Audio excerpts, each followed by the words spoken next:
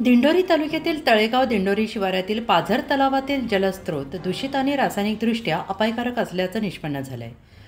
या दूषित पाण्यामुळे नागरिकांसह जनावरे आणि सिंचनास अपायकारक असतानाही संबंधित विभागाच्या दखल घेणार का, असा नागरिकांकडून प्रश्न उपस्थित केला जातो आहे. पाझर तलावात गेल्या 5 ते 6 दिवसांपासून पाण्याचा अचानक रंग बदलला असून तलावातील पाणी पूर्णपणे हिरवेगार झाले आणि या पाण्याचा उग्र वास येत असल्याचं स्थानिक नागरिक सांगत आहेत.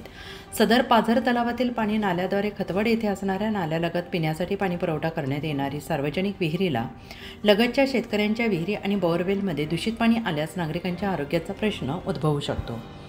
याबाबत खतवड येथील उपसरपंच सुखदेव खुर्दळ आणि तळेगाव ग्रामपंचायत अधिकारी शिंदे यांनी सदर बाब संबंधित महसूल पंचायत समिती विभागाचे अधिकारी आरोग्य विभाग यांच्या निदर्शनास आणून दिली असता आरोग्य विभागाच्या वतीनं नमुन्यांची नाशिक येथील प्रयोगशाळांमध्ये जलस्रोतांची रासायनिक तपासणी केली असून पाणी नमुने पेयजलासाठी अयोग्य असल्याचं असतानाही प्रशासकीय अधिकारी अद्यापही फिरकले नसल्याने तीव्र संताप व्यक्त केला जातो आहे.